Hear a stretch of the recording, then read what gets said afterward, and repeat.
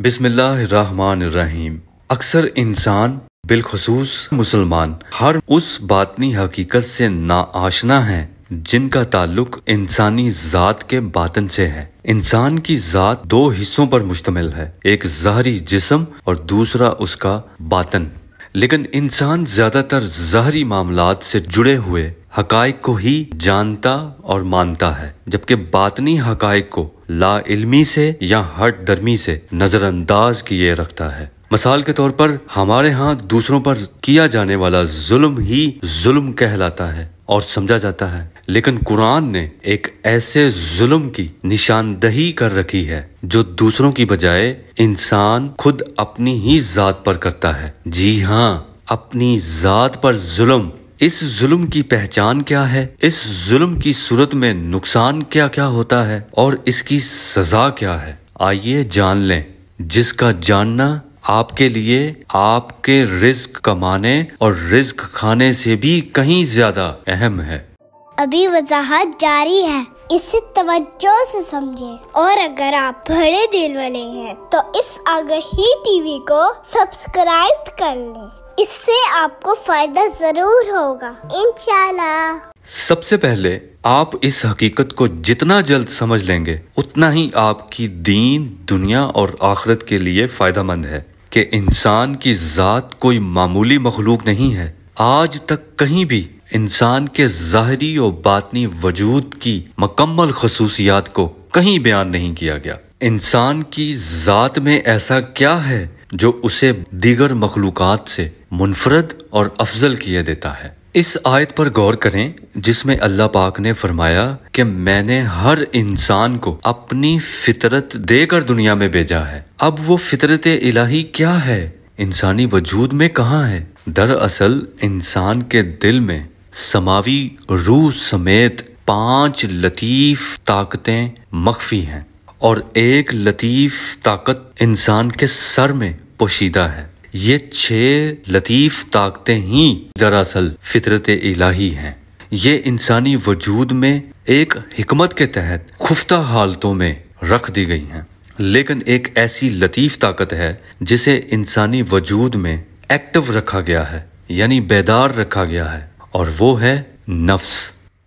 انسانی وجود میں نفس ایک عرضی روح ہے جس کا کام وجود کی ضروریات اور نشو و نما کرنا ہوتا ہے۔ انسان کے نفس کا کنٹرول دل اور دماغ سمیت پورے جسم پر ہوتا ہے۔ اس کی 4 حالتیں ہیں۔ نفس کی پہلی 2 حالتیں ناپاک ہوتی ہیں اور اگلی 2 حالتیں پاک شفاف ہوتی ہیں۔ نفس کی پہلی ناپاک حالت یعنی نفس امارہ انسان کو دنیاوی خواہشات، لغویات، جسمانی لذتوں کی طرف، ہوس پرستی، فحش پرستی، الغرض ہر قسم کی برائی کی طرف رغبت دیتا ہے۔ اس کا ثبوت یہ آیت ہے۔ اس لیے اس کی پہلی 2 ناپاک حالتوں کی اصلاح، درستگی اور پاکیزگی کے لیے قرآن مبین کی تعلیم اور احکامات نازل ہوئے ہیں، جن کی مکمل اطاعت کرنے سے نفس کی اصلاح ہو جاتی ہے اور نفس پاک حالتوں میں آ جاتا ہے۔ یہاں تک بات سمجھنے پر یہ 2 آیات دلیل کے طور پر لے لیں، جن میں اللہ پاک نے فرمایا کہ جس شخص نے اپنے نفس کو پاک کر لیا وہ روز محشر کامیاب ہوگا، اور جس نے اسے ابتدائی ناپاک حالتوں میں خاک کر لیا تو وہ ناکام ہو جائے گا۔ اب آئیں موضوع کی طرف۔ اللہ پاک نے اس آیت میں فرمایا کہ اللہ انسانوں پر ظلم نہیں کرتا، لیکن انسان اپنی ذات پر خود ہی ظلم کرتا ہے۔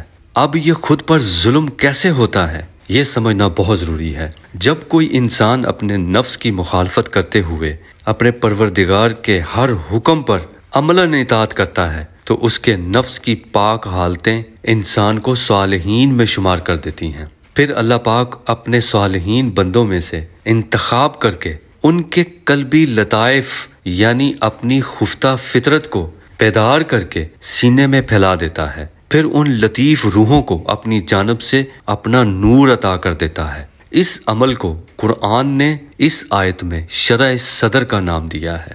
پھر کہیں جا کر انسان افضل ترین مخلوق بنتا ہے، کیونکہ پھر وہ نظام ظاہر اور نظام باطن کے وہ پوشیدہ حقائق پا لیتا ہے اور نور الہی کا دیدار کر لیتا ہے جو عام آدمی تصور بھی نہیں کر سکتا۔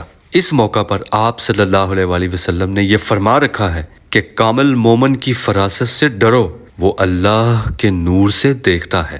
یہاں تک پہنچنے کے لیے نفس کی پہلی 2 ناپاک حالتوں کی نفی کرنا، ان کی اصلاح کرنا، باطن پاک کرنا، پھر نفسانی پاک حالتوں پر فائز ہونا انسان کی اپنی محنت اور کوشش پر منحصر ہے۔ یہی بندگی ہے۔ لیکن افسوس، انسان اپنے معبود حقیقی کو چھوڑ کر اپنی خواہش نفس کی پیروی میں ناپاک نفس کو اپنا معبود بنا لیتا ہے۔ اس طرح وہ یہ بڑا شرک کر کے خود پر وہ ظلم کر بیٹھتا ہے جس کے نقصان کا، جس کے خسارے کا اس کو ادراک تک نہیں ہوتا۔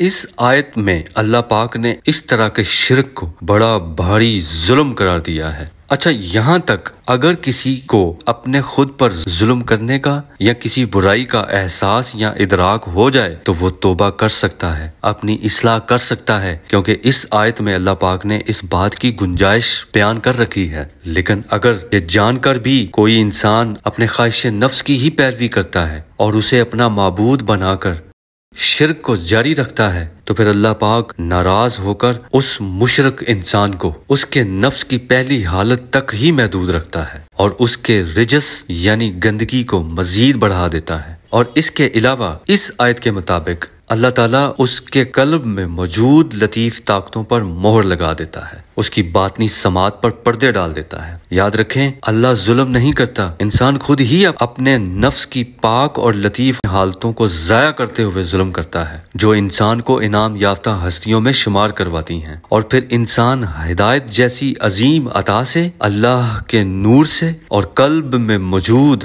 ایک عظیم خزانہ یعنی فطرت الہی سے بھی محروم ہو کر ہمیشہ کے خسارے میں غرق ہو جاتا ہے۔ اب آخر میں صرف اتنا سوچیں کہ مسلمانوں کی اکثریت خود پر کس حد تک ظلم کر رہی ہے، اور انہیں علم بھی نہیں، اور جنہیں علم ہے ان کی ہٹ درمی عروج پر ہے۔ بظاہر چاہے وہ جتنا بھی حاجی، نمازی، عالم فاضل، نیک پارسا ہوں، لیکن اس آیت میں بتا دیا گیا کہ جب خود پر ظلم کرنے والوں کی روح قبض کرنے کے لیے فرشتے آتے ہیں تو وہ اپنا انجام دیکھ کر جھک جاتے ہیں، کہتے ہیں کہ ہم نے تو کوئی ایسا برا عمل نہیں کیا، تو پھر انجام ایسا کیوں؟ تو پھر ایسا انجام اس لیے کہ جو انہوں نے خود پر ظلم کیا ہوتا ہے اس کا پتہ انہیں تب چلتا ہے، وہاں اصل آنکھیں کھل جاتی ہیں جب یہاں یہ جسمانی آنکھیں بند ہو جاتی ہیں۔